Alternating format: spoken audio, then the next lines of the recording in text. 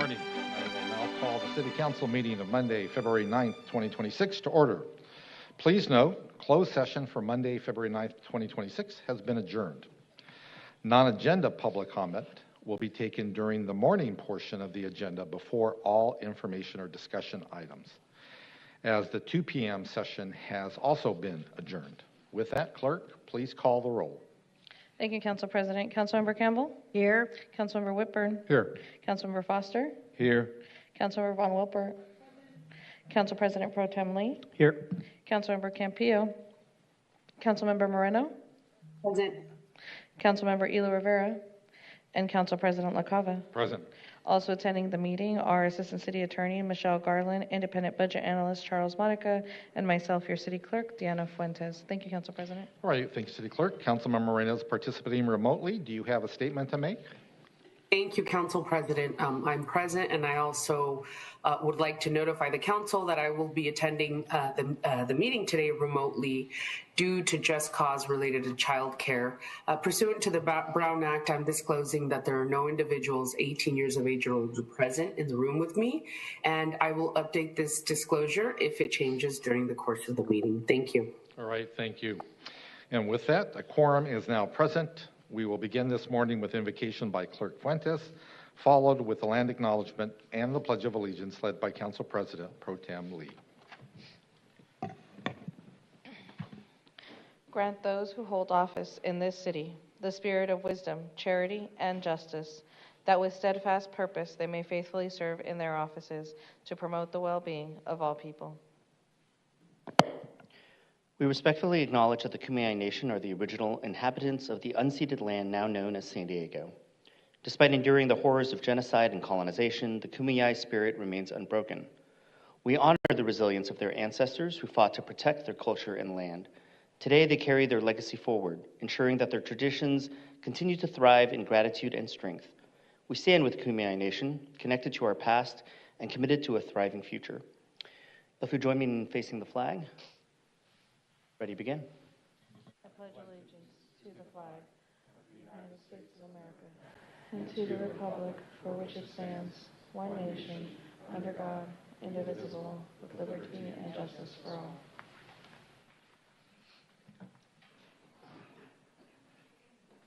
All right, before we get to non-agenda public comment, do we have any comments by the Mayor's office, council members, City Attorney, Independent Budget Analyst, or City Clerk?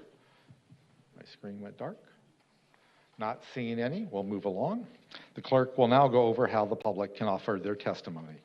Thank you, Council President. I'll highlight the slide on the screen that reviews how the public can offer their public testimony during this afternoon's meeting. The order can be found on the agenda summary online or at the table at the back of the room. If you're in person, please complete a speaker slip located at the entrance of chambers and bring it to the front of the room in the clear box. No further in-person testimony will be taken once the council begins virtual testimony. Thank you, Council President. All right, thank you. As we described at the onset, we will now take up non-agenda public comment. Council members respect and appreciate the public's input and are fully committed to protecting every participant's free speech rights at council and committee meetings. Clerk, please proceed with public comment. Thank you. Per Rule 2.7, non-agenda public comment is an opportunity for members of the public to comment on items that are not on the agenda but within the subject matter jurisdiction of the City Council. Each speaker will have 2 minutes. Please note if there are 8 or more speakers on a single topic, the maximum time for the topic will be 16 minutes. If you are in chambers, please submit your speaker slip. If you're joining us virtually, now's the time to raise your hand to speak by tapping the raise your hand icon, or if you're a call-in participant, *9. If I can have the following individuals please come up to the yellow reserved seats: Terry Romson, Travis Bushard, and Paul Kruger. Starting with Terry. If Terry, you can come up to the mic, the taller mic. You'll have 2 minutes. Please proceed when ready. Good morning, Council. Terry Thompson.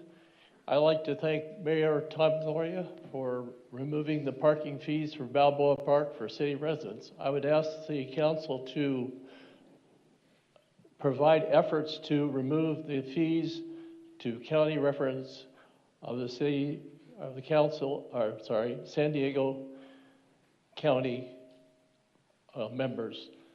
This is a park that is recognized by all of us and free, should be continued to be a free entity to all. Thank you. Thank you, Travis. If you can come up. Thank you. Good morning, council. Joe, I hope your home has an HOA. You got no future as the president of this organization, so HOA is in your future. You have no leadership, no strategic thought. Last time I was here, you laughed as you voted to continue extorting $6 million a year from San Diego residents. Literally laughed as you voted. Here's some strategic thought for you, for all of you, and for the mayor's office.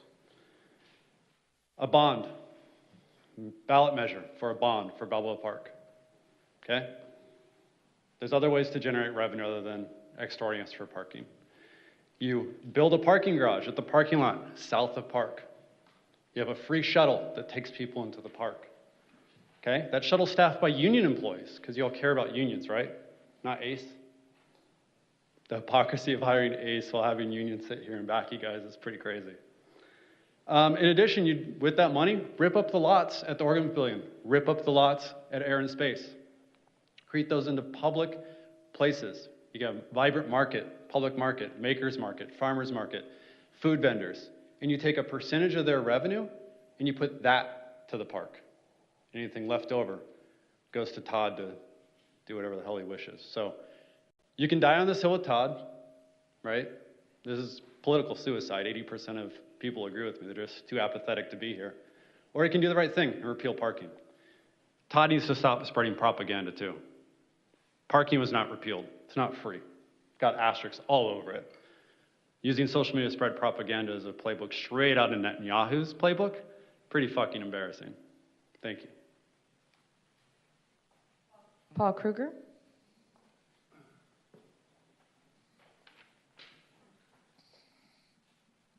Hello, and thank you for listening. I wanted to first compliment Councilmember Lee for his comment to the Voice of San Diego about the fact that this so-called compromise has removed from the public an opportunity to discuss today the issues involved. That a public hearing about paid parking would have been more than appropriate and important. First, in addition to that, I'd like to say that the confusion around where we now stand with parking was demonstrated by our first speaker, who said that he wants to thank the mayor for removing paid parking for city residents. And as we know, we have not removed paid parking for city residents. I'm continually bewildered by the disconnect between what the mayor and what you as councilman, with no fault of your own because you live within a epicenter, a microcosm of the work you do, your disconnect with the public and how the public processes this. They don't know, that most people do not understand the difference between Upper Palisades, Oregon Pavilion, Inspiration Point, Pepper Grove. No one is going to know where it's free and where it's paid. Most importantly, I think there's tremendous dissatisfaction with this continued charge for county residents. I would really urge you to please think through the basic logic of this idea that someone who lives across the street from someone else can no longer park, does not have the same privilege of limited paid parking. Thank you for that concluding comment. Aaron Reese.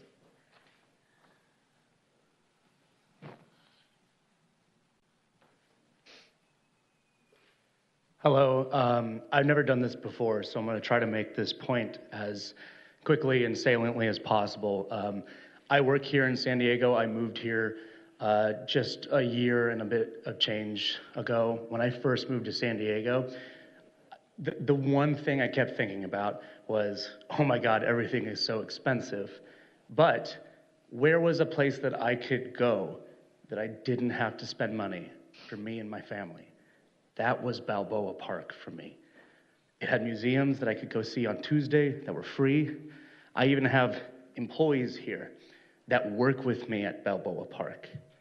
They're losing money, the money that we work through our work to get. by paying for parking fees. If you think about San Diego as a collection of places with beautiful things that you can go do, how many of them can you do for free? We have the parks. The Balboa was the biggest and the most impressive and the one I loved the most. I don't have a good solution for fixing the revenue for San Diego, but I'd like that third place to exist again. Thank you. Thank you. That does conclude public comment, non-agenda public comment here in council chambers. Going to those participating remotely, we have 10 speakers with their hands raised. The 5-minute timer has begun. Blair Beekman, if you can please unmute. Hi, thank you, Blair Beekman. Happy February to everyone. Yeah, I'm also in agreement. Thank you that you are looking at ways to repeal the parking issues. I think the rate should be cut in half straight over for both city and county residents. I think that would be a good way to compromise at this time also. I wanted to offer an overall comment that as the Super Bowl has just passed and we're still in our early February trying to figure out how we're going to be budgeting for this year and what our plans are going to be for this upcoming year, I hope we can really start to settle in on how to address our current over-militarization that we have going on, not just at the local level with ICE agents, but at the international level and what Trump he's going to be wanting to promote war in this upcoming year, it sounds like.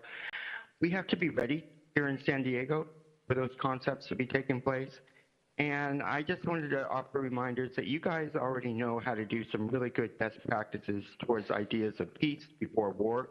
When you see war practices coming down from the federal level, and we just have to be ready for that. We have to be ready that, on the international level, they're starting to use sonic equipment as military hardware, and is that military hardware going to start to be used domestically, locally, on everyday demonstrations and community more? LRAD systems, I'm talking about, sonic stuff, microwave stuff. What are we going to do about those questions? I think we have to start asking those questions more often. And as I mentioned previously, our police have to be really prepared and know how to practice peace and de-escalation and not war at this time. It takes all of us to work on this stuff. Good luck how we can work on that together in this upcoming year. Thank you. Next is Barbara Gordon, if you can please unmute. Good morning. As a public health educator, I wanted to share with you some growing body of scientific evidence raising serious concerns about the health impact of marijuana use. Public health messaging is crucial to educate users about these risks, particularly as the city continues to permit this drug to be sold. According to a peer review, an editorial published in the British Medical Journal and also the British by the Cardiovascular Society, it reports marijuana use has emerged as a significant risk factor for cardiovascular disease, drawing attention from researchers and healthcare professionals alike. The active compound in marijuana, particularly THC, can lead to increased heart rate, blood pressure, straining the cardiovascular system. The potency of marijuana, typically measured by the THC concentration, can significantly affect cardiovascular risk in several ways. Studies indicate that marijuana users may have a higher risk of heart attack, stroke, especially in individuals with pre-existing conditions. Moreover, the method of consumption, such as smoking, can exacerbate risk due to the inhalation of harmful substances that affect lung health. Understanding the relationship between marijuana use and cardiovascular health is essential for informed decisions making and the risk management. I hope you will take all of the scientific evidence into as you continue to promote the sale of this drug. Thank you for letting me speak. Next is Peggy Walker, if you can please unmute.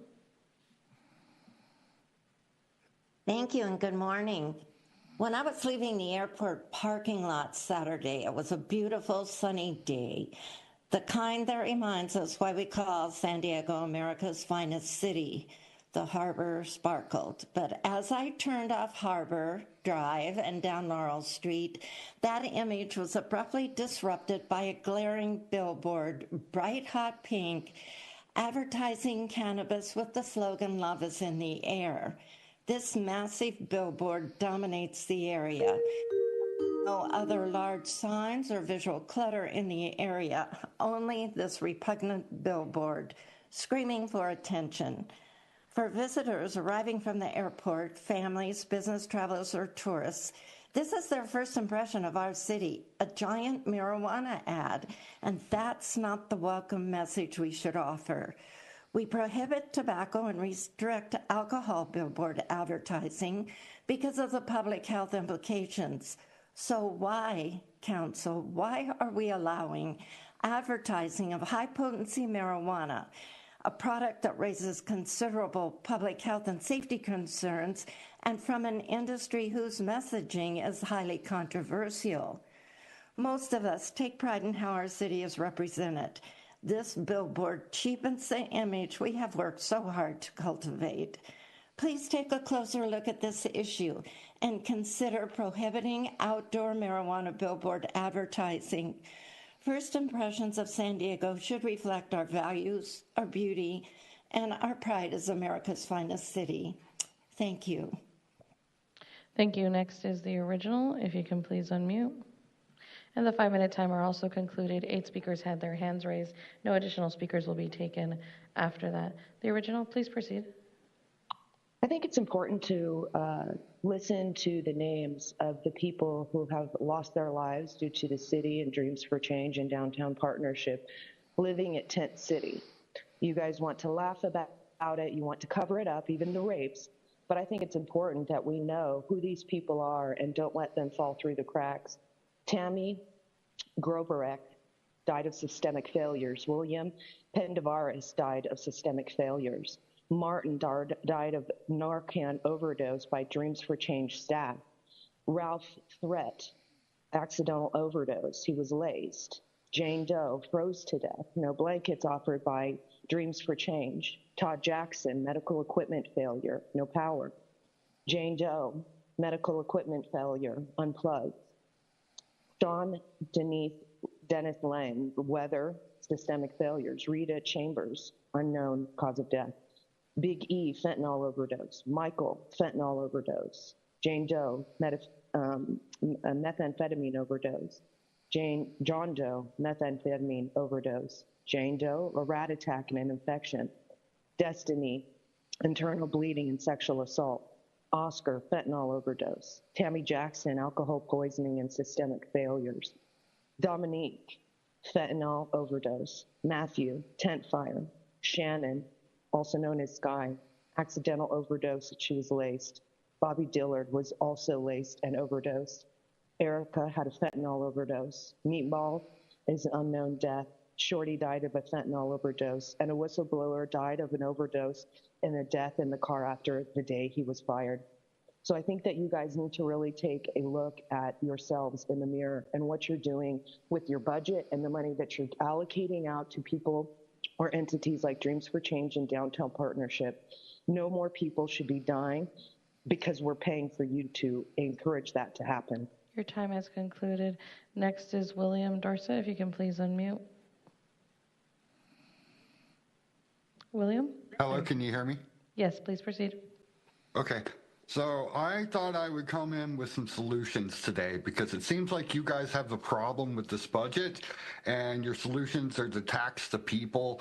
And it's like you guys have connections and the ability to, you know, make things happen and you're not using your creativity very well. So here's some ideas. 1, research when San Diego had a tourist surplus and figure out what we were doing then and do more of that. 2, create a fun pass for San Diego tourists to combine tourist attractions to or for a vacation package. Invite more tourist attractions to draw in more tourists. Look at what keeps Vegas a 24/7 city and learn from that. Bring back beach drinking, because when we had drinking on the beach, there were more people on the beach, thus more tourists coming into town.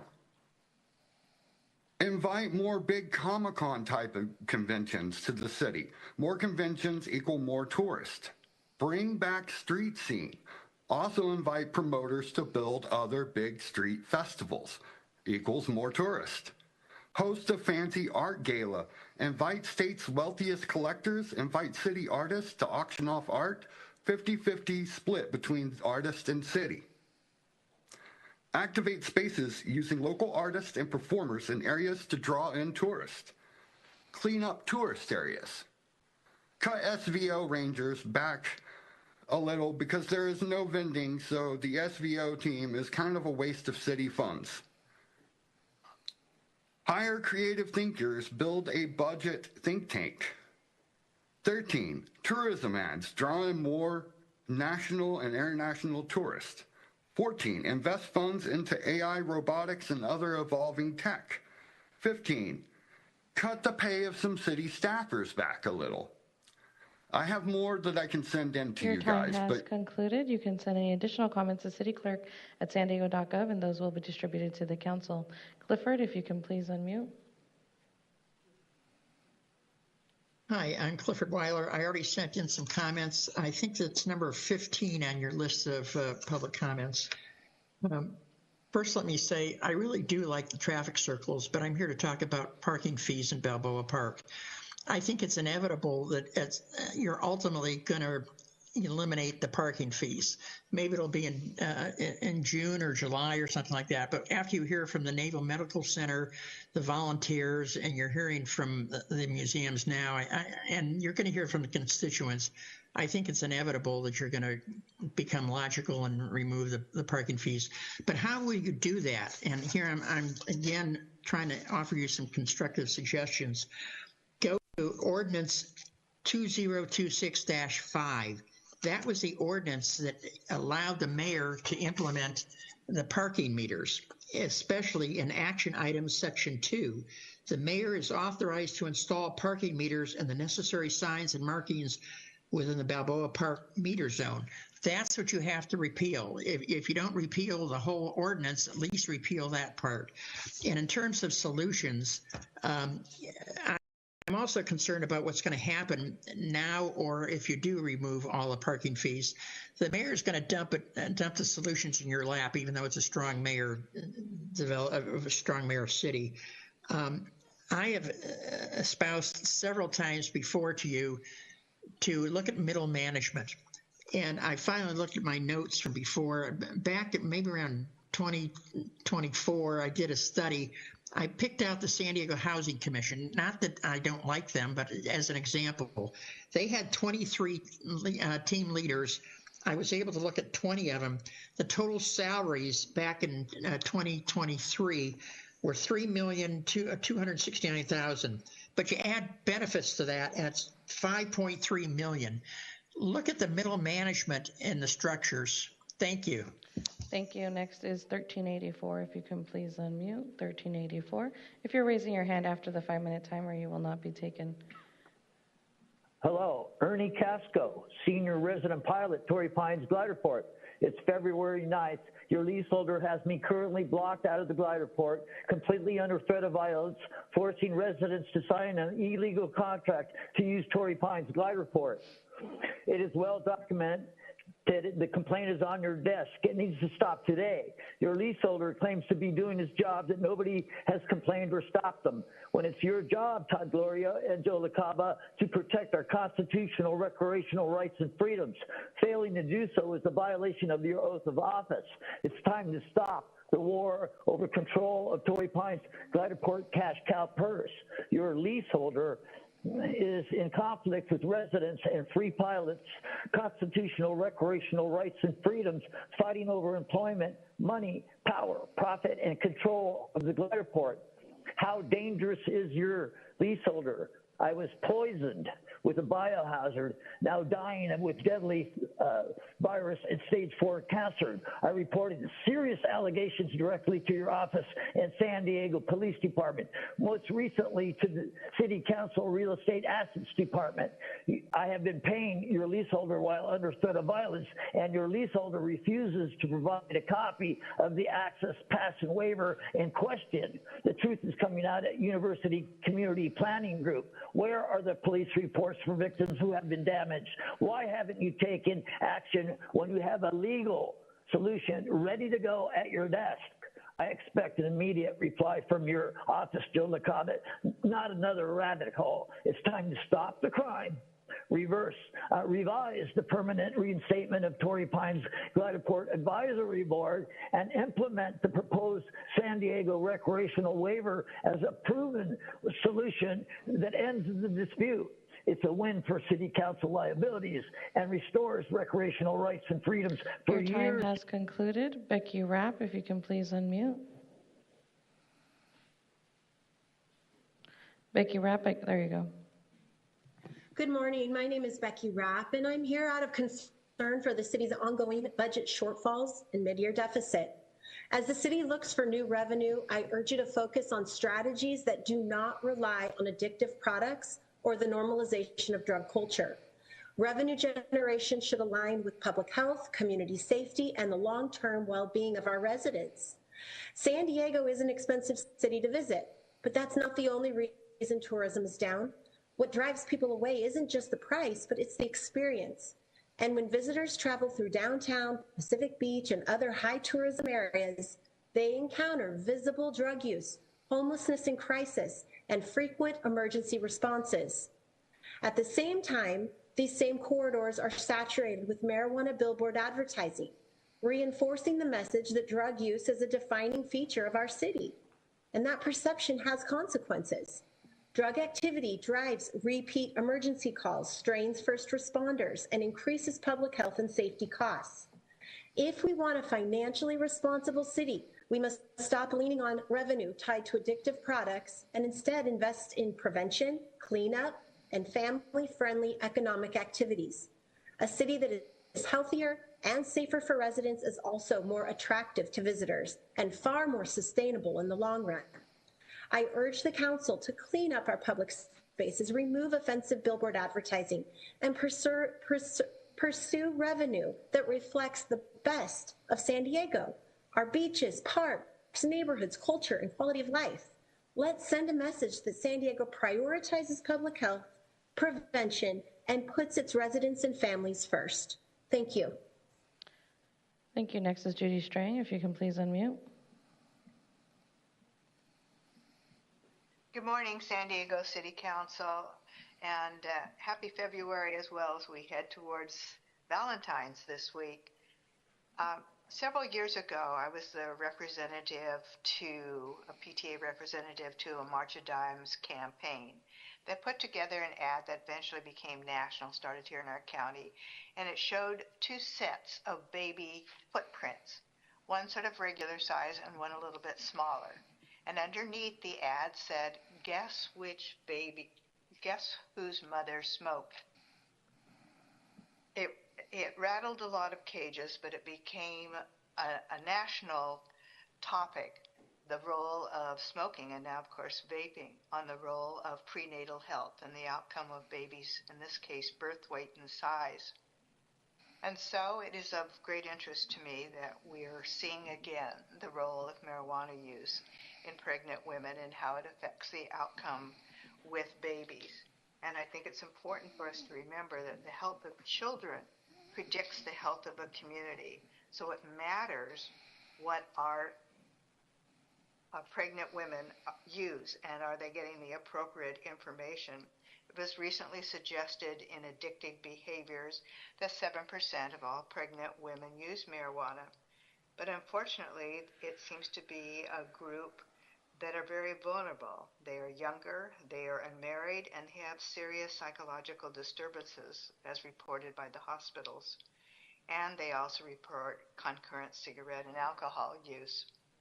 So in other words, our young women are not getting the messages they need about their health and the health of their baby. And I wonder if this is because of what they see here in our city and the messages that we're sending and the role that we all have to change that so that young women understand what good health looks like, and it doesn't include marijuana use. Thank you.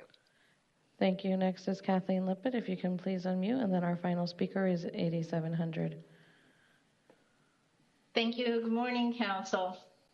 I have worked to raise community capacity to advocate for policies that increase public safety and quality of life for years. But first, I'd like to address the myth that bringing back alcohol on city beaches would be a viable strategy to increase city revenues. Nearly all coastal beaches in California had been alcohol-free for years, but the city's long-standing inability to adopt a policy of alcohol-free beaches for decades had ended up with tons of trash, tipped over porta potties, violence, and a place that was not safe for parents to bring their children. After the policy was adopted, alcohol-free policies, that is, a lifeguard commented that for the first time in his career, they were watching to ensure the safety of children, not from dangerous drunks, but from ocean undercurrents and the water. So it was a wonderful policy, and those kinds of policies need to be considered early on. Kicking the can down the road while you avoid adopting these policies because you think they might be politically not expedient or etc. does no one any good. Save PB is an organization, a grassroots organization that began in Pacific Beach. And it was begun by Marcella Turan. She put up signs to say if anyone else is upset with the drunken hazards and the drunks walking through the city, please come to a community meeting. And 100 people showed up. That agency has got that organization has grown to 350 individuals, and the founding members, Marcella and Marcy Beckett, Scott Chipman, and Monica. Your time has concluded. Our final speaker is 8700. If you can please unmute.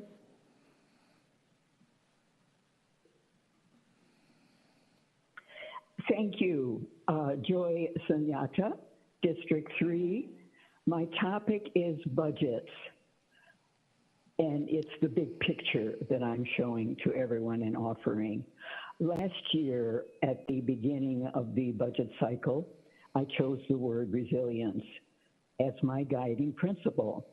This year, I chose the word opportunity because, for me, the best way I can be resilient is to look for the opportunities in the challenges. Right now, governments on all levels are uncertain in so many, many ways, city, state, federal, and the global. Uncertainty provides a big challenge, yet the other side of that, which is always present, is opportunity. I followed last year's budget cycle and its implementation. It was a bumpy ride. Yet San Diego people seized the opportunity to participate and fight for a consensus-based budget. Many voices were loudly heard. Thank you to everyone who did that and continue to do that. That is our gem. I find the best thing about opportunity is the chance to do it better. Together, let's do it better with our FY27 budget. Thank you for listening. Have a great week. Thank you. Thank you. That does conclude non-agenda public comment for today's meeting. All right, thank you, City Clerk, and it was nice that a little bit of joy was back in council chambers. With that, Clerk, please introduce item S400. Item S400 is fiscal year 2027 updated city council budget priorities. This item is not subject to the mayor's veto. If you'd like to speak on this item, now's the time to submit your speaker slip to the front of the room in the clear box, or if you are participating remotely, please raise your hand by pressing *9 or the raise your hand icon. Thank you very much. All right, thank you, City Clerk. I'll turn it over to the Office of the Independent Budget Analyst. Please introduce yourselves for the record and let us know how much time you need for the presentation. Great, thank you, Council President and Council members. Charles Modick, your Independent Budget Analyst. We are here to present the update to your FY27 City Council budget priorities. After Council reviews this item and approves it, it will be transmitted to the Mayor to be used in guidance for the preparation of next year's budget. Obviously, the city is facing a pretty significant deficit that will need to be filled in the next year. So to that extent, a number of the priorities are more consistent with maintaining service levels than necessarily adding new ones. But to go over those priorities, I will turn this presentation over to Lisa Byrne and Sergio Alcalde from my office, and then we'll also be available for questions once it wraps up. Thank you, Charles. I'm going to begin with some brief background information. Council approves its initial budget priorities resolution, which includes its 1-cent TOT recommendation in the fall. For fiscal year 27, it was approved last November. Today, Council has the opportunity to update its priorities resolution. Last Wednesday, the Budget Committee forwarded our report 2603 on Council updated priorities to this Council with one modification, which is to include all expenditure priorities supported by 4 council members in the fiscal year 27 updated priorities resolution. As Charles mentioned, council may make additional changes, and once it approves the updated resolution, it will be submitted to the mayor for consideration in developing the fiscal year 27 budget. Last December, Budget Committee Chair Foster issued a call memo requesting council members submit their priorities updates to our office, which they did on January 9th. Notably, the call memo again referenced a future presentation on zero-based budgeting, or ZBB, and requested that each council member identify departments they would like included in related discussions. Based on their January 9th memo, 2 council members maintained their recommendation of homelessness strategies and solutions and transportation departments for ZBB consideration. 2 other council members supported exploring this approach. We understand that the Department of Finance is going through a ZBB exercise for external contracts in the current budget development process. In light of the currently projected $105 million baseline revenue shortfall, we anticipate that city services for fiscal year 27 will be reduced, as there are not enough near-term increased revenue opportunities to address this shortfall. We also stress the need for the city to address its structural budget deficit and not rely on one-time resources to fund ongoing services and the related expenditures. Without resolving this issue, the city will remain unable to use increases in ongoing resources to enhance services, putting it in a position of having to continually explain to the public why increased revenues do not produce enhanced services. Most of the council members' January 9th memos highlight concerns with the structural budget deficit and related funding constraints. Our report on council priorities provides decision makers with insight into which priorities are currently ranked highest. There may be additional factors to consider, and rankings of priorities included in the budget priorities resolution could change as the budget process unfolds. This slide outlines several components in our report, and I'll start with how resources were addressed in council members' memos. Although no specific resources were identified by a majority of council members, a majority did discuss exploration of new revenues and resources, including grants and state or federal funding opportunities. A majority of council members also referenced exploring potential operational efficiencies, including several mentions related to evaluation of managerial or unclassified positions. as well as several references to implementing various audit recommendations that are expected to result in efficiencies, savings, or added revenue. Additionally, our report highlights council members' collective support for expenditure priorities and the potential for updating council's recommendation for use of the 1 cent transient occupancy tax revenue. I'll now turn to Sergio Alcalde to cover those items. Thanks, Lisa.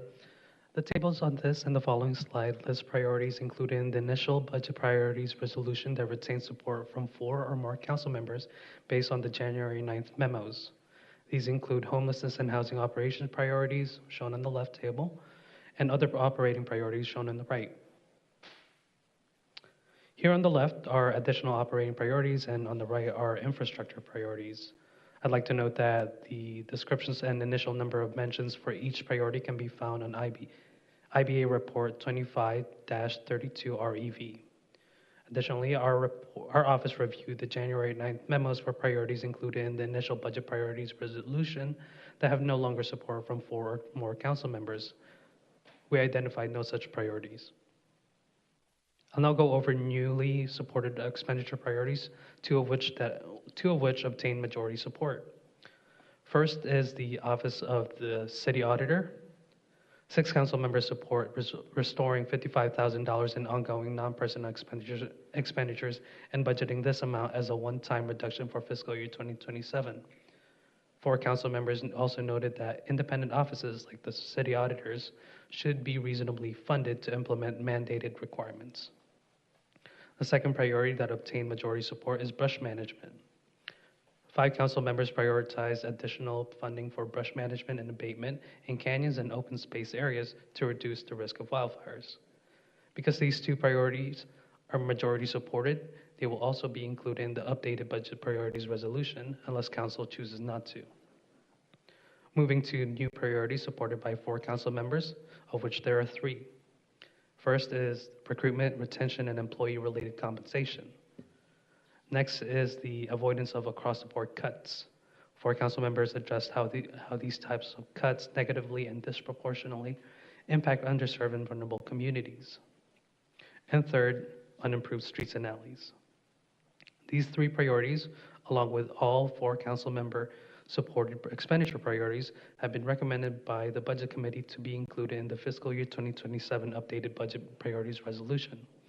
Consequently, these priorities will be included in the updated resolution unless council chooses not to. I'll now turn to the 1 cent TOT recommendation.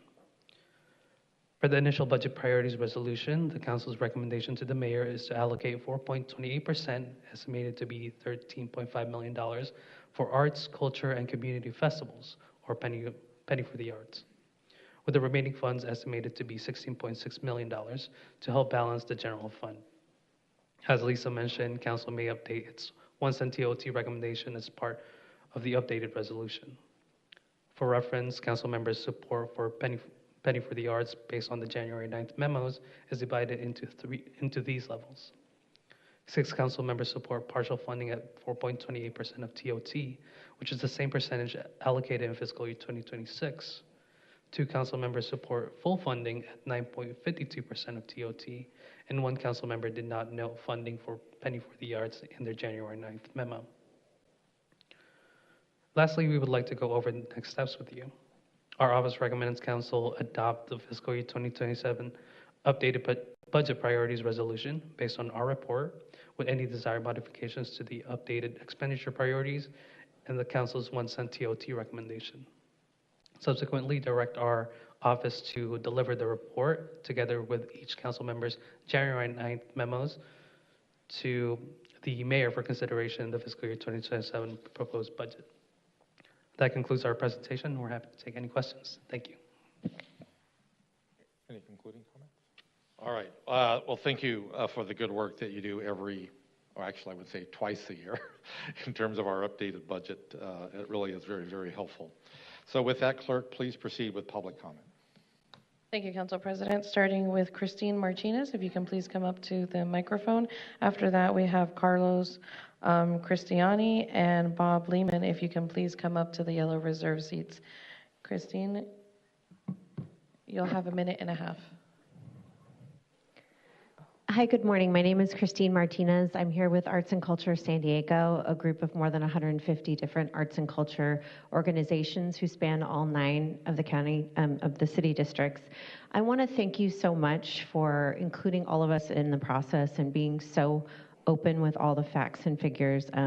We understand we're not blind to the situation that this very difficult budget year, it has been for several years, but especially difficult this year. We know you all are trying to get creative with ways to balance that budget, but we also appreciate, and we've seen over the last few years, your consistent support of arts and culture. That just shows to all of us that you understand that arts and culture isn't just a nice to have, it's a need to have. We are an economic engine. We fuel TOT, job creation, small business, and we build communities, and we spark wonder in adults and children alike. Please help us stay flat this year at 4.82% so we can continue this good work in all of your districts without interruption, and keep the valuable programming that serves your communities going.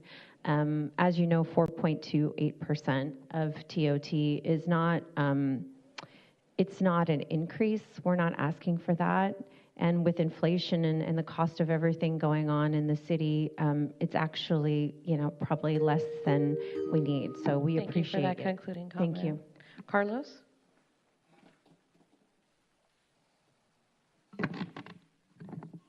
Thank you. Dear members of council, Council President, my name is Carlos Cristiani, Director of Corporate and Government Affairs at the Fleet Science Center. I want to first share our sincere gratitude for the overwhelming support for arts and culture funding in your priority memos. Your investment in arts and culture as core services for the city always comes back several-fold in social and economic prosperity across districts. We cannot forget this abundance of positive impact that we have together. Over 10 years ago, with much less support from this dais, we were able to grow arts and culture funding from $7 million to $15 million in 3 years. To date, we have been unable to even keep up with the pace of inflation, base inflation. In the meantime, cities like Austin have increased their arts and culture investments to the tune of over $20 million for the year 2024. Even federal grants have been reinstated and funds appropriated with a slight increase. We stand at your service, ready to help and serve our most needed communities and all of San Diego for a city that is for all of us. The future is brighter and possible, and we can do this together. Thank you. Thank you. Bob?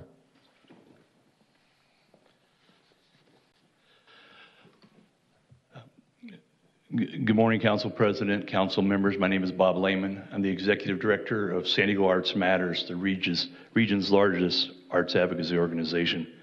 I want to thank the Council for clearly designating arts funding as a priority. At a time when many cities are pulling back, that leadership matters. When San Diego invests in arts and culture, it invests in connection, belonging, economic vitality, and trust across every neighborhood. Parks, arts, and libraries function as essential civic infrastructure, preventive systems that support well-being before crises escalate. When we invest in the arts, we see stronger community connection, more opportunities for youth, a more vibrant tour economy, and healthier civic dialogue. Arts organizations are already doing more with less. We need to continue to treat arts and culture as essential infrastructure because they are foundational to a healthy, resilient, and connected San Diego. Thank you. Thank you. That does conclude public comment here in council chamber, starting the 5-minute timer. Going to those participating remotely, starting with 2463. If you can please unmute. 2463. After that's William Dorset and then Andrea Ebbing. I can unmute for you. *6 to unmute.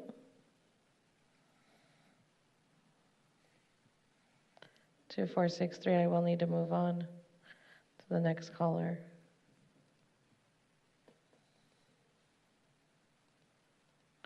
Okay, William Dorset, if you can please unmute. Can you hear me? Yes, please proceed. Okay, I'm just going to finish the list I started earlier since this is about the budget. I have some more ideas that will help with the budget, I think. Audit the current laws and ensure that there are no laws that violate current state or federal laws or is outdated. That'll reduce a lot of liability. Number 17, give more civil rights training to local law enforcement, including rangers. I think that'll also prevent liability. 18, look to other thriving tourist meccas. Copy what they are doing right. 19, the port is collectively owned by several cities. Currently, it's sitting on a surplus of money that could be activated to cities that are in need of funds. And then number 20, create a local city discount pass for city and county residents for all the tourist attractions so that they're being accessed more, generating more revenue in the city. I am sure there is plenty more things that could be created to solve the budget issues. You have an arts and culture group that you're funding. Activate them. There are a lot of smart, creative people in the city. Use them to the advantage of the city to fix this budget crisis. Thank you. Sorry. Next is Andrea Ebbing. If you can please unmute. Hi, this is Andrea Ebbing, and I appreciate the arts and culture as being a priority. That will definitely drive revenue, travel and tourism into San Diego, which we desperately need to help with the budget deficit. Also, I saw that the homeless funding is a priority when I think we really need to take a look at that as a priority and maybe shift the gears from homeless funding to auditing the homeless funding. That's what the real focus should be, because the more we spend on homeless, the more homeless we have, because it's all just a racket of kickbacks and bribery and blood money, and it's really, really destroying our city. I don't want to be paying for people's crack pipes or needles or for them to shoot up in the middle of the street.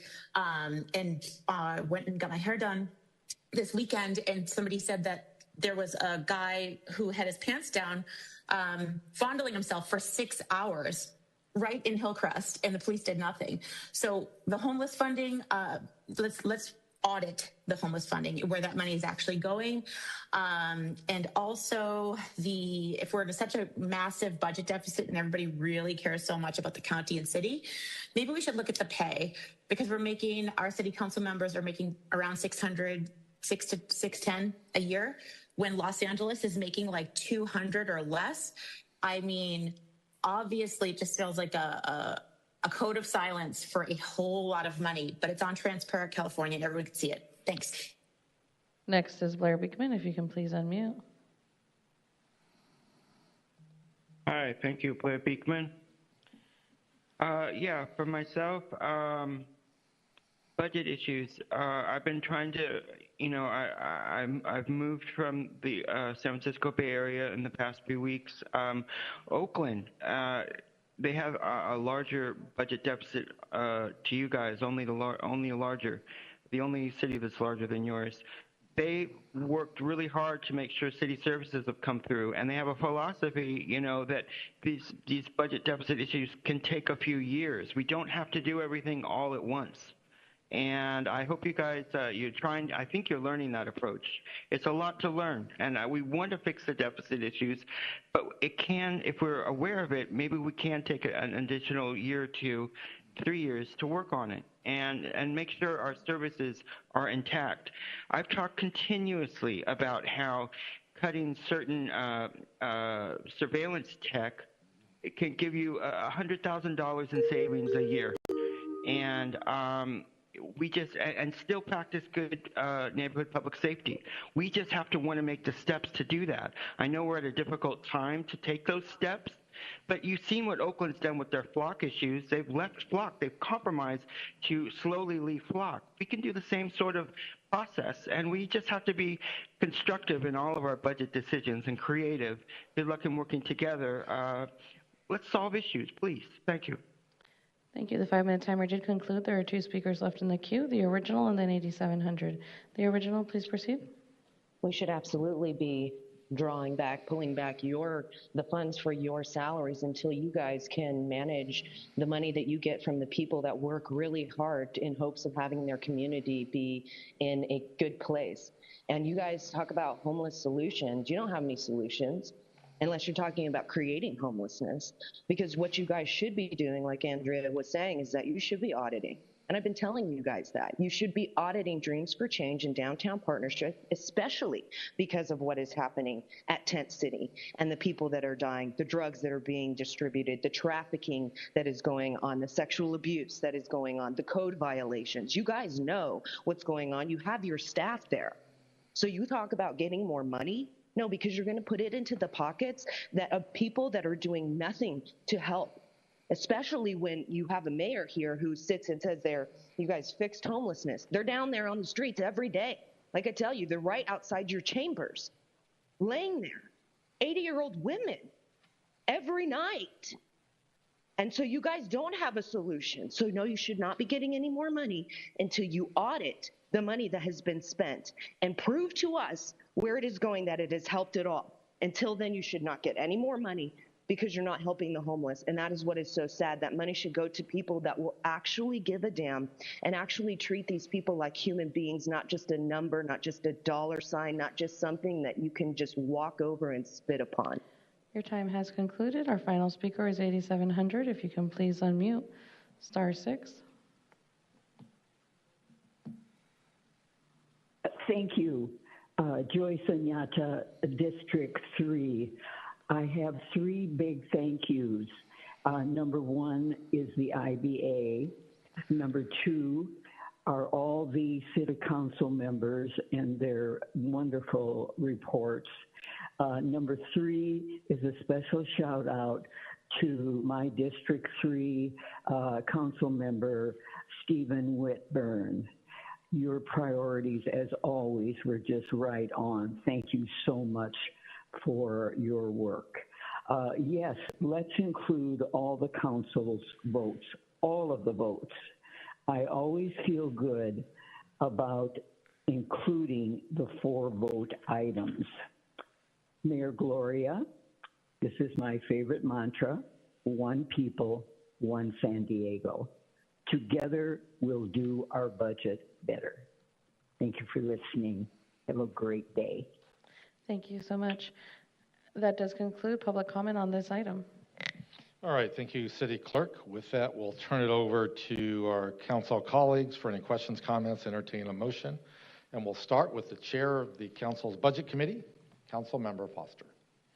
Hey, thank you so much, Council President, and thank you to the IBA and their team for their efforts as they go through this process. We have, in the past couple of years, increased our engagement, and so, of course, increased your workload and how you guys conduct your analysis.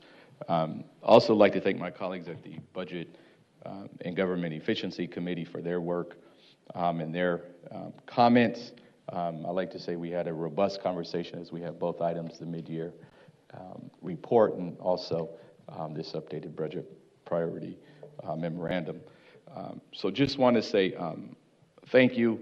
Again, we know it's going to be a very difficult budget cycle as everyone is diligently working as we approach the April 15th deadline per the charter in the proposed budget. So with that, just really happy that we were able to add some items that received 4 mentions. Of course, recruitment, retention, and compensation, which impacts our police department. And the overtime, at some point, we have to get our numbers where they need to be so we can stop paying said premium for making sure that we have coverage, and also for our fire department. Also, just really happy to see that we included also the lifeguard wellness program, and also when we talk about avoidance of across-the-board cuts. And of course, for districts 4 and 8, and also there's probably some in District 9, but making sure that we are always going to be discussing and addressing unimproved streets and alleys, as it is a very significant impact to our older communities and our communities of concern. So with that, I would move to accept the IBA Report 26-03 revised with the desired modifications and direct the IBA to deliver that report together with each council member's FY 2027 budget priorities memorandum update to the mayor's office for consideration during the preparation of the FY 27 proposed budget. And that concludes my comments. Thank you. All right, thank you, sir. We have a motion by Councilmember Foster to move the staff recommendation. We'll go next to Council President Pro Tem Lee. Thank you, Council President. I'll start by seconding that motion by Budget Chair Foster and thank the Office of the IBA for their work on this report. I think I've mentioned it in my previous memo, and this one, understanding that the city is looking to address some significant challenges in our financial outlook, and in doing so, we still need to find ways to address the underinvestment we have, systemic underinvestment that we've had in citywide infrastructure, that this council will continue to seek to protect neighborhood services, to uphold public safety and health, and to address issues regarding to affordable housing. I too was glad to be able to include the priorities that are supported by 4 council members. And of those 4 priorities, the one I think I emphasized in the committee meeting is the fact that the council and the budget should not rely on across-the-board cuts, and that where possible, we should continue to evaluate the programmatic utilization of city services so that if and as we have to make cuts, that we do so in a way that's commensurate with the services that we're providing and how they differ in different areas of the city. So again, with that said, I'll second the motion. All right, thank you, sir. So we have a motion by Councilmember Foster and a second by Council President Pro Tem Lee to move the staff recommendation. We will go next to Councilmember Campbell. Thank you, Council President. As we work on the fiscal year 27 budget, I must continue to stress the need to protect core city services while ensuring that we properly balance the budget. I will also emphasize the importance of using taxpayer dollars as efficiently as possible, which means avoiding revenue projections that are unrealistic and unachievable. This approach allows us to remain fiscally responsible while continuing our commitment to homelessness prevention and wraparound services, programs that we know are effective and make a real difference in our community. At the same time, we must support our critical public safety needs by ensuring our fire and police departments have the resources and personnel necessary to protect our neighborhoods. We also need to continue delivering the infrastructure improvements residents have been waiting for: safer crosswalks, timely street repaving, properly functioning sidewalks and streetlights, all of which are essential components of public safety. And finally, we must try to maintain and modernize the public amenities that our residents rely on every day: our libraries, rec centers, open spaces, coastal assets, while also preparing for long-term climate challenges through investments in stormwater upgrades, brush management, and coastal protection. I would like to just say that in terms of streets and alleys that are unpaved and also sidewalks that are unpaved, my understanding is, and I would like to ask either the IBA's office or even the city attorneys or anyone who knows, Council President may know because he's an expert in these matters of civil engineering. It is my understanding that when housing is built by developers, it is their place to put sidewalks in. And therefore, in many areas, even in my district, we don't have sidewalks because that decreased the price of the housing they were building. If they put sidewalks in, it was a little bit more expensive for the house. And so sometimes they didn't. I know the public thinks that all the sidewalks are city sidewalks, but I don't think they are. So I'd like to get that clarified, if possible. I don't know if anyone here can answer that. I know it went way back. We can follow up with you, Councilmember. Okay, great. And the same with the streets. Other cities that I've lived in, the developers are required to build the streets, the infrastructure, the piping. They're required to pay for that when they build buildings and housing. And so I wonder if the city should consider that as something that we should demand of developers. And I look forward to working with my council colleagues. There are 4 of us that are not on the budget committee. I would hope that the budget committee members would consult with the 4 of us, if possible, to work on ways to balance the budget.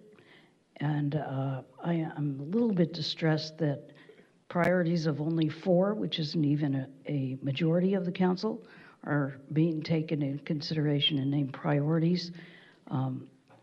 I think in the future we need a little more guidance in terms of our memos.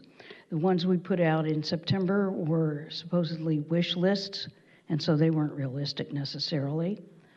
And I also think the ones that we did in January did not reflect the need of council members to think about what needs to be cut. So I appreciate the work of our budget committee and our budget chair, and I hope that they will consult with the rest of us council members. Thank you. All right. Thank you, Councilmember Campbell. We'll go next to Councilmember Von Wilpert. Thank you very much. And thank you to our IBA for the great work and the presentation on this item. It's not easy to keep track of the moving target that is our city budget because we have so many new revenue sources coming on board, such as parking and trash collection fees, and we have further cuts that need to be made, especially given that the federal government can be, and the state's budget is also in flux. So I did have a question about, and this may be more appropriate to brief with our EMS providers. When the new Medicaid restrictions come into play, how is that going to affect our collection of ambulance transport fees? Because we are now, the city is now the collector of these fees as we provide 911 service. And so have we, I know it has not hit yet, but it will be soon. And so have we prepared for that? We have prepared, just through legal analysis, PPGEMT, which I don't know what that stands for, but that is the primary funding source that helps reimburse us for ambulance services provided by the federal government. That has maintained through all of the actions you've seen at the federal level and has sustained itself at a healthy level where we are confident in our projections. And so you are correct that the city does handle EMS billing now. We do all of that in-house, but our experts within the fire service and the fire rescue department have been confident that our projections will hold steady as we see a lot of turbulence at the federal level. Okay, if we could continue to be apprised of that, that would be very helpful. I was just touring Palomar Hospital, which is a district hospital that serves part of North San Diego, including my district, and they are extremely worried about the cuts coming from the big bill that Donald Trump signed to cut many thousands of people off of the Medicaid rolls, and how we're still going to have to answer 911 calls, whether or not people are insured or not. So I'm worried about it hitting our budget as well. I also want to thank the police department for working so hard to reduce their overtime costs. For the first time in years, I think we're going to see a police budget in which the overtime costs are lower than they were last year, which is a big change in the trend. I know that our friends in the fire department are still trying to achieve that, given that we have so many more wildfires and strike teams we have to deploy to. That is not as easy to do. But when we do make our budget cuts, we cannot cut 911 response times. I mean, that is the basic, province of government, is to make sure that we keep people safe. So I know that they have not. Their priority 0 calls are still, is as short as we can possibly be, but I know that our priority 1 calls are holding a little longer than we'd like them to be. So, and with our infrastructure budget, I am quite worried that the less we put into maintaining our streets and sidewalks and roads and streetlights, then it's going to be more expensive to fix them over time. And so I know the Department of Transportation had come recently to tell us about all the challenges they are facing, but the more we can do to cut our costs, the better. We're going to be hearing, I think tomorrow, a good news item from PUD that they are able to cut the cost of some of the chemicals that they need to buy in bulk to keep our water safe and drinkable, which has been a huge fight for them, and I'm really glad to see it. I'd like to see the cost of our services somehow, if we can buy bulk asphalt or gravel or anything else. I know we've talked about that for years, but that would be very helpful to you as well. All right, thank you very much for this work, and also the proactive communication. I did see that our new CFO, Rolando Charvel, has announced that he will be more proactive in communicating with the council. It would be great to be able to have these discussions before a couple of days before the budget is unveiled in April. So the more discussions we can have, the better. Thank you. All right. Thank you, Councilmember Von Wilpert. I'm not seeing anybody else on the light, so I'll jump in with a few concluding comments. I, too, want to thank the Office of the IBA for the good work that you do in poring over the 9 memos and trying to discern them and put them into a nice, neat matrix. And I know mine might have been especially difficult this year. So a couple of thoughts in that regards. For the phone calls that we got to our office, this year I didn't do line item priorities because of the scale of the budget deficit, which is now actually much larger than we had heard about a month ago, as well as the continual reliance on one-time funding. And so I wanted to see a bigger landscape in this conversation. It doesn't mean that any of the items that my colleagues supported that I won't support, balanced against the many competing priorities as we try to navigate $110, $120 million deficit going forward. I did emphasize public safety, police, fire, and lifeguards broadly. I did reiterate my support for the Northwest Division, which is in District 1, which was a bit of a conversation, last budget conversation. And then just a little bit of a plug for stormwater that has been chronically underfunded over the years and led to some of the problems we see, and especially to how much money we spend on emergency repairs, which often cost double or triple what would have cost to just do stormwater repairs on a more timely basis, as we do with sewer and water projects. Beyond that, I think, as Council President Pro Tem Lee said, I also put a strong emphasis that we are a very diverse city. We are the diverse collection of communities and neighborhoods, and budget cuts on city services can have more of an impact in certain communities than other communities, and would really request that we be more strategic in terms of where the cuts are. You saw a lot of pushback from council last June in terms of libraries and recreation centers in particular. That makes this conversation particularly challenging. To the public comments, there are a number of things that are being looked at. I know that the Department of Finance has heard loud and clear some of the suggestions and is hard at work trying to understand what does that actually mean. You know, the one thing that doesn't help the budget conversation is that the middle managers that people refer to are one of the hardest working back office components of what drives our city in terms of making sure that everything comes together and manages the projects and the programs that we say are important to us. Nevertheless, in terms of efficiency, right-sizing thing is going to be one of the paths. It is not the silver bullet by any stretch of the imagination, but it's one of the paths that is going to help us. I saw emphasis of not cutting frontline workers that actually do the stuff that the public sees every day. And again, how do we navigate that? But I know that there is a commitment by the Department of Finance to try to figure out how do all these pieces actually fit together for a balanced budget. And I appreciate one of the public callers like saying, don't do it all at once. We have to do it all at once. We have to deliver a balanced budget. And I think the challenge is what we saw in 25, the calendar year 25. The public, and I think, frankly, the elected officials are exhausted in trying to develop any new revenue measures. So unlike last year where we tried to generate some new revenue, I don't see that as being a very practical solution.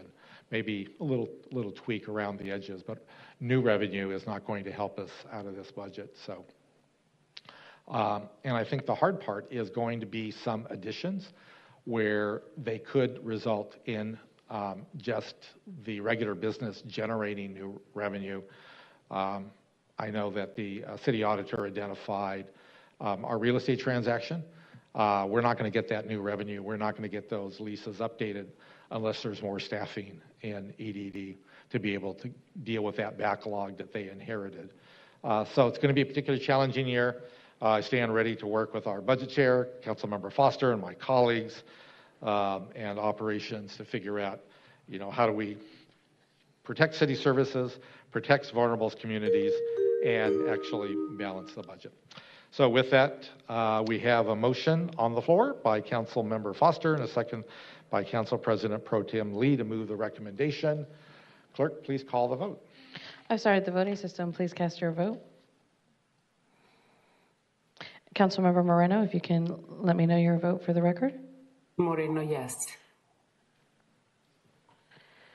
That passes unanimously 8-0 with Councilmember Campillo absent. Thank you, Council President. All right. Thank you, City Clerk. And again, thank you to the Office of the IBA for your good work. So with that, Clerk, please introduce item S401.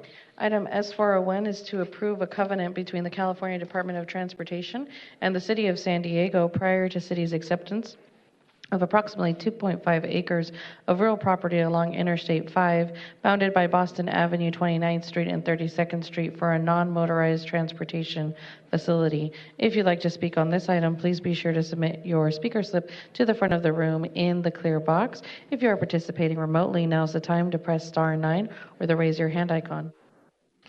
Thank you, City Clerk. And with that, staff, as you settle in, please introduce yourselves.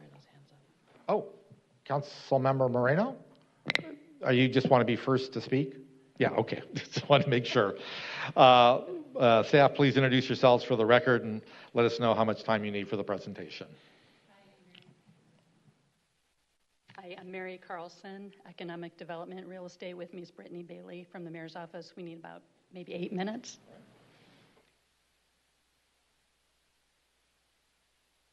So this item is to obtain authorization for the mayor or designee to sign a covenant between the city and Caltrans. Caltrans owns property located south of Highway 5, east of the 15 on Boston Avenue in Council District 8. In 2021, the city and Caltrans worked together to enter into a memorandum of understanding towards Caltrans relinquishing the property to the city at no cost for transportation use.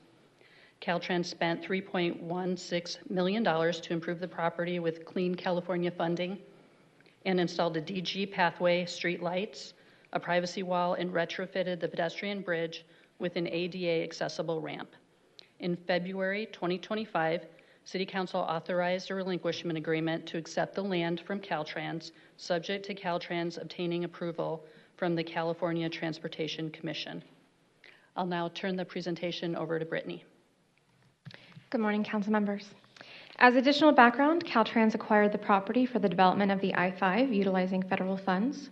The use of federal funds means that the property is subject to oversight by the Federal Highway Administration and requires FHWA approval to relinquish the property to the City of San Diego.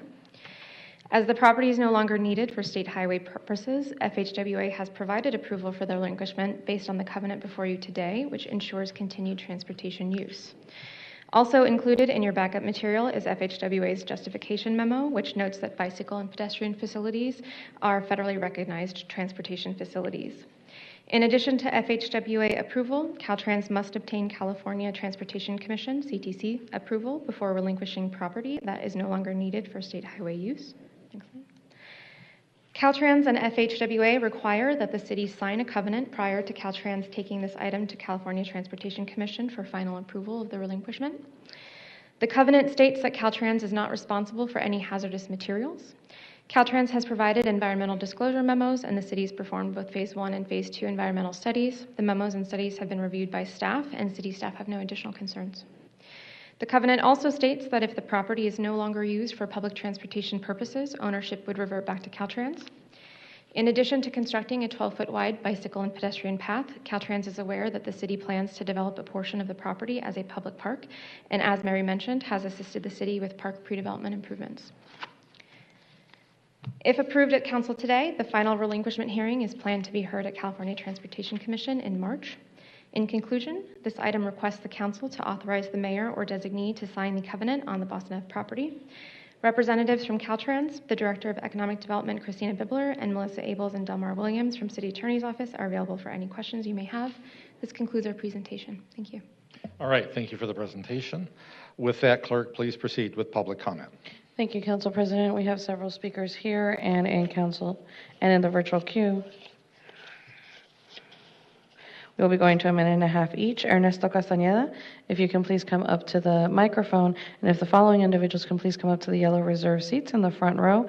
Amy Castañeda, Christiana De Benedict, Terrell Rackley, Caridad Sanchez, Julie Corrales. I might as well have Anthony Avalos come up. You can all be in the front row. Ernesto, you'll have a minute and a half.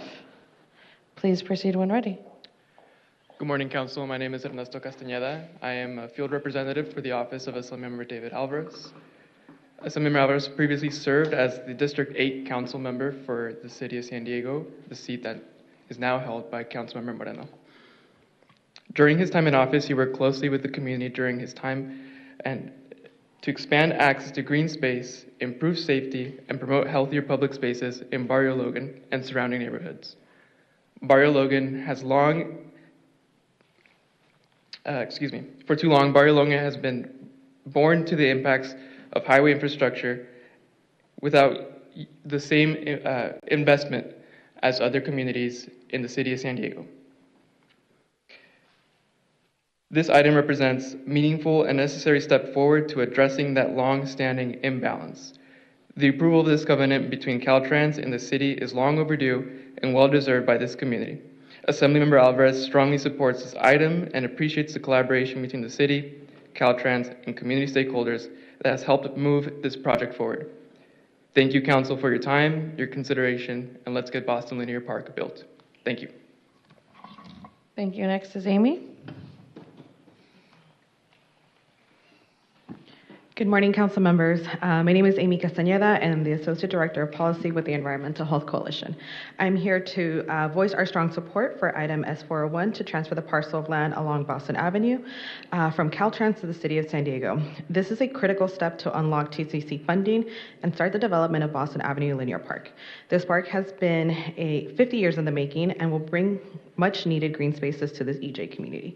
I would like to personally thank Caltrans, the Mayor's Office, special thanks to Brittany Bailey, our council member Moreno, and the thousands of community members who have engaged in this process with us. And again, to all the city staff who made this a reality. Thank you. Thank you, Christiana.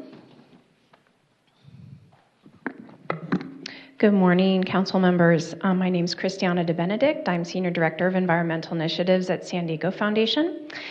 We are San Diego Region's Community Foundation, have served San Diego for more than 50 years, and we promote charitable giving, partner with other regional leaders on solutions to community needs to improve quality of life. Since 2023, San Diego Foundation has been working closely with the City of San Diego, Environmental Health Coalition, and a large coalition of dedicated community groups and residents to secure $29.5 million in Transformative Climate Communities grant funding from the California Strategic Growth Council. The grant includes $3.9 million for the construction of the new Boston Avenue Park project in Barrio Logan. This underserved community has been waiting for over 40 years for a park at this site. The project will transform unused I-5 freeway right-of-way into a much-needed neighborhood park with accompanying multi-use pathway in an area lacking green space and recreation options. With Council's approval of this item today, we will be one step closer to making this park a reality. We're so grateful to the Mayor's Office, Councilmember Moreno, and city staff, along with Caltrans, for all their hard work with us to keep this project moving forward. Thank you for your support for this item. Thank you. Next is Terrell.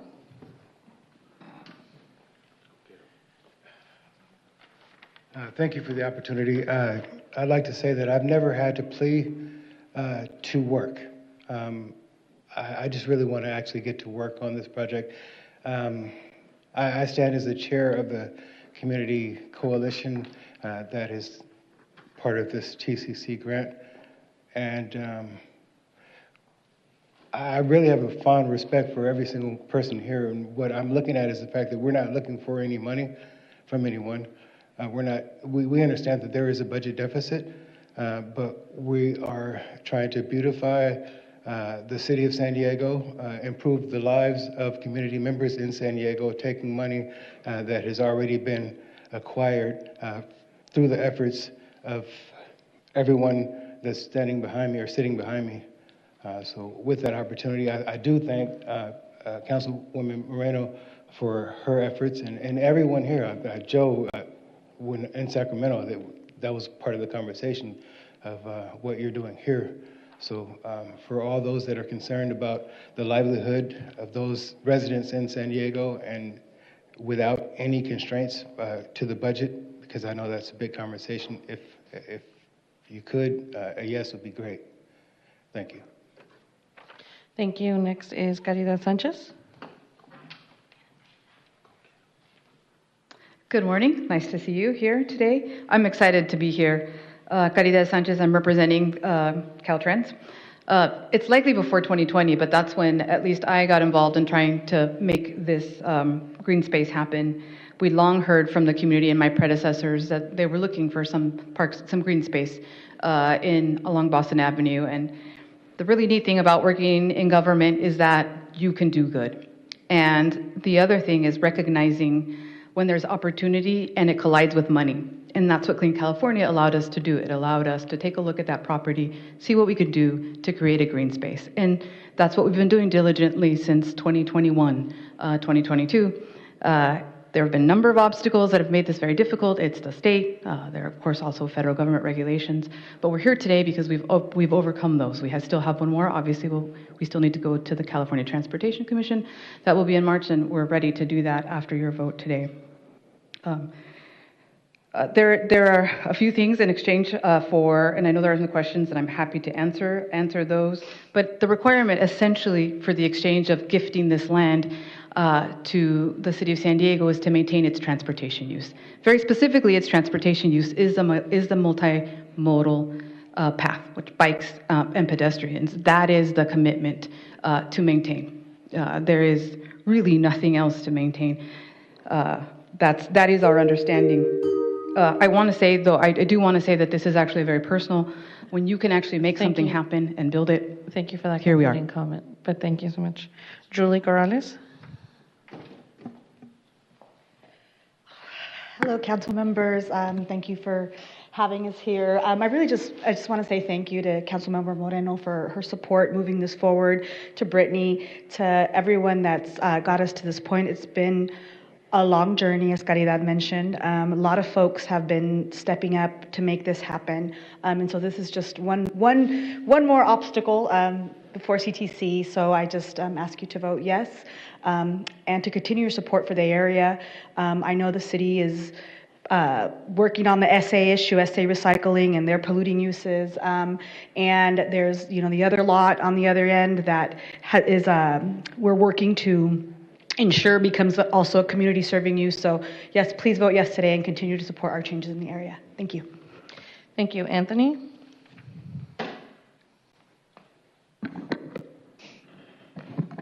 I always have to lean down. I'm trying to not do that this time. Good morning, City Council members. My name is Anthony Avalos. I am a third or fourth generation San Diegan, kind of depending on which story you believe. I do want to start this morning by giving appreciation. Brittany Bailey, thank you so much for all of your hard work. Councilmember Moreno, this is happening predominantly in your district. Thank you so much for being a champion for this. Councilmember Elo Rivera, you consistently show up and support Project New Village, one of the main partners in this grant space. Councilmember Foster, you constantly show up and try to make sure that budgeting is not forgotten in the places that we come from and that we are often forgotten. And to the rest of you who we need a win, and it's nice to be able to actually come together to say, yes, let's bring some money to San Diego and let's let the state help us make San Diego better, especially with the major federal budget cuts that have happened this year. This whole project was in flux. So for us to be here now, it was some minor miracles. You guys can sprinkle a little bit of minor miracle on there with us. And yeah, let's take this win home for San Diego. Thank you so much, y'all. Thank you. I started the 5-minute timer going to those participating remotely because that does conclude public comment in council chambers, starting with the original. If you can please unmute.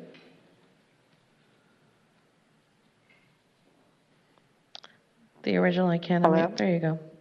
Yes, so, It's like you guys paint a good picture of things that could come into the community, but as one of the speakers was saying, it's always when funding collides with something, because then you always have an opportunity to get money. And then when you get that money, you misuse it and you mismanage it and you give it to the wrong people to, that claim that they're going to provide something, and then you don't hold them accountable if they don't.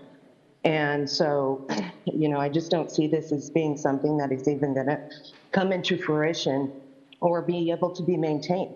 Because, look at downtown, it is, and just the, communities around that, it doesn't look good. So, until that stuff is fixed and you can actually maintain what you already have, I don't think you should be, sending your tentacles out into other avenues, which just bring in more funding. Because at the end of the day, it just seems like you're going to fill your pockets and tell people that you're going to be able to provide this, and then have a lack of funding. So you're never ever going to be able to complete it until you ask the people for more money, and so things just get drawn out. So it's really sad because, you kind of, have people, believe these things are going to happen. And so then they're let down later on.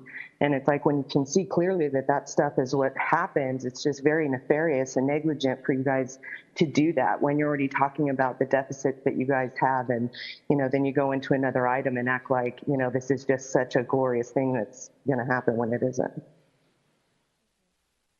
Thank you. Next is Blair Beekman. If you can please unmute.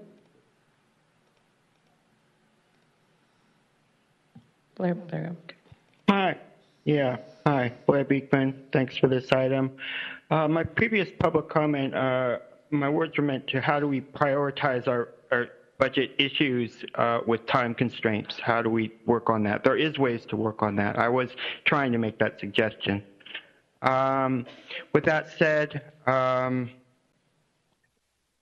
yeah, for this item, this has been work for a lot of people for a long time, and a lot of effort. And thank you for everyone's effort in trying to make this come to light, make it happen. I think the beginning of Memorial Park issues a few years ago, we've entered a new conversation with our parks and the future of tech, the tech placed in our parks. I think we were lacking how to have better conversation with Memorial Park issues and tech. I hope we're learning better with this sort of item, how to have those conversations about surveillance tech. I think the people working on this item have learned a lot, and it's important. The Parks Department themselves, with the new Trump administration, has made important changes in how they view data collection with their tech issues, and they've made it very clear they have to put on the brakes sometimes, and we all do in this new administration, and that's good. That's a good thing. But tech accountability does not have to be partisan. It's about best practices. When we practice best at the local level, everyone shines, all boats rise, and we build a better, positive community. Good luck in thinking of tech accountability with this issue. Thank you. Has concluded. Andrea Ebbing, if you can please unmute. Hi, good morning. It's Andrea Ebbing. I see these concepts come through. It does feel very sort of abstract and conceptual from the public standpoint, unless you're somebody that's always involved, and like the people that tend to attend these meetings and participate know somewhat what you guys are talking about. We have a better idea than the general public. So I think it's almost like an abstract, seems like a concept until it's like activated in the public. What I don't see happening is leaders out engaging with the residents and constituents. I'm not seeing town halls. I'm not seeing any situations in which stuff is being presented to the public about the initiatives or even like the community improvements that you were just discussed. I think it's time for, like, we're the city of San Diego, and right now we have all these billboards up in multiple different languages, like, for example, Chinese for one safe place in my neighborhood, which is not a Chinese neighborhood. And then I saw some in Vietnamese in a non-Vietnamese neighborhood. So maybe if there's more involvement in these types of initiatives that you're discussing here with actual people and actual participation from the leaders in their districts, that would be helpful. Thank you. Thank you. That does conclude public comment for this item. Wow. All right. With that, we'll turn it over to council members' question, comments, entertain a motion, and we'll start out with Council Member Moreno. Thank you. First off, thank staff. I want to thank staff for the recommendation. I'm very pleased to voice my support for this covenant between the City of San Diego and Caltrans, which is the final step needed to move this much-awaited land transfer forward for approval by the California Transportation Commission. I'm excited to finally see this land become accessible, welcoming, and community-centered, a place that people can walk, bike, gather, and enjoy. And as was mentioned, a multimodal path we all known as Boston Avenue Linear Park. I want to thank Caltrans. You guys did a remarkable job on Boston Avenue, installing features such as the retaining wall, lights, adding park grade soil. Thank you for your commitment to our community. Also, thank you to Environmental Health Coalition for your leadership and advocating and actively participating in every single step of the way in bringing this project into reality. I also want to thank just all of the residents from Barrio Logan and community leaders. Julie Corrales, Amy Castañeda, I don't think we would be here without you guys, so thank you for that. Thank you for everything you did. Mary Carlson and Brittany Bailey and all city staff, thank you for your work on this project. This was, I think, an uncommon arrangement, and I want to thank city staff for working nimbly and for your steadfast leadership. Last but not least, I want to thank Ernesto from Assemblymember Alvarez for your support. District 8 is going to need a whole lot of state funding for not only for this project, but for many more. So we appreciate Assemblymember Alvarez's commitment to the community. Now, these types of projects happen when one community has a vision and really doesn't wait for anybody to tell them no, and they move this vision of their neighborhood forward. Also, when state and city departments unite with community and when elected officials actually listen to the community. Positive changes have been occurring on Boston Avenue Linear Park. Since the beginning of my tenure as a council member in 2018, my office has had a total of 27 cleanups just on Boston Avenue. And we've seen it change from just a dirt area that had I can't even explain what I've picked up on that street.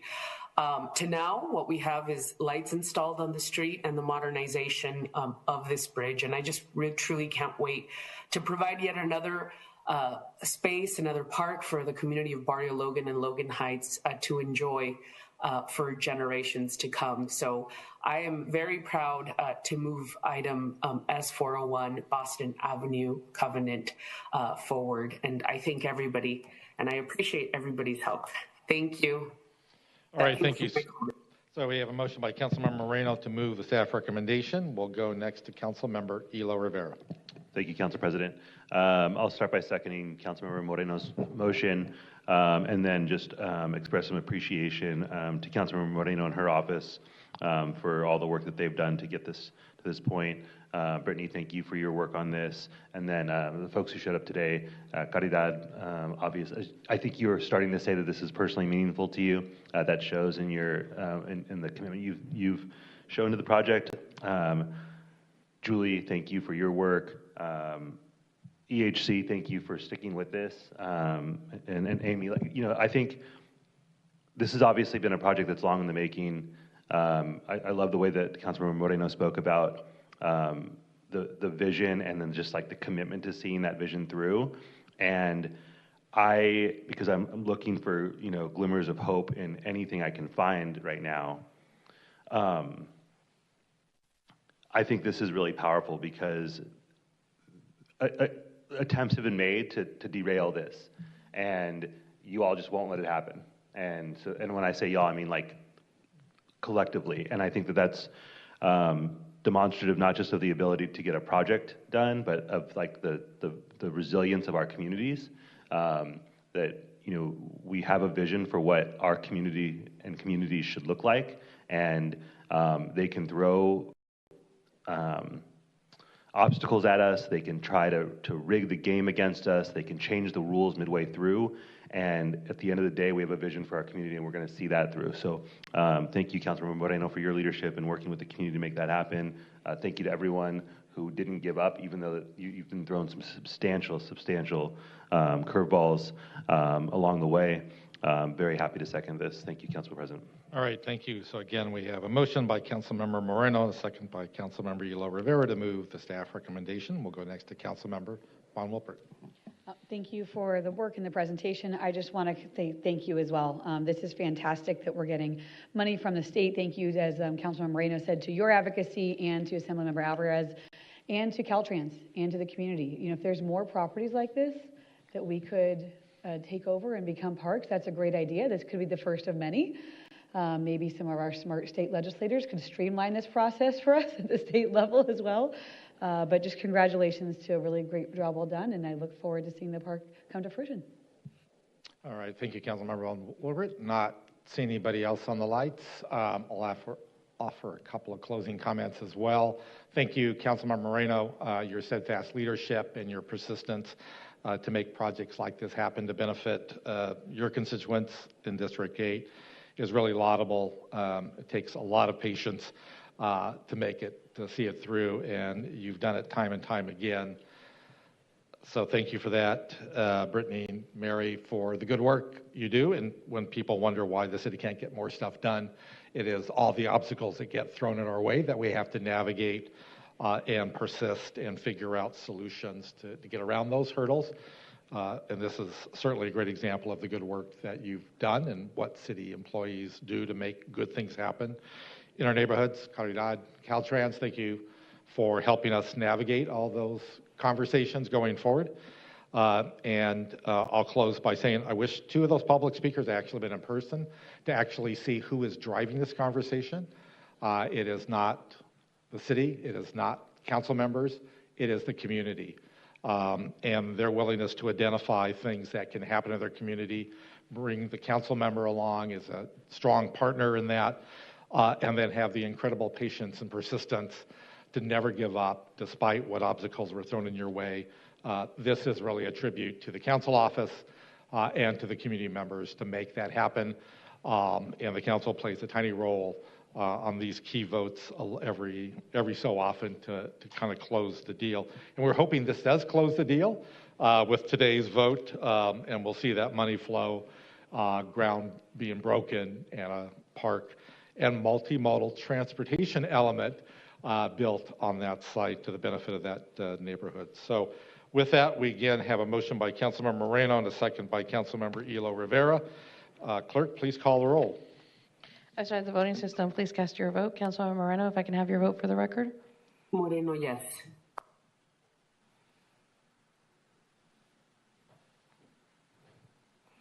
Thank you, and that passes unanimously 8-0 with Councilmember Campillo absent. Thank you, Council President. You can clap a little louder. Go ahead.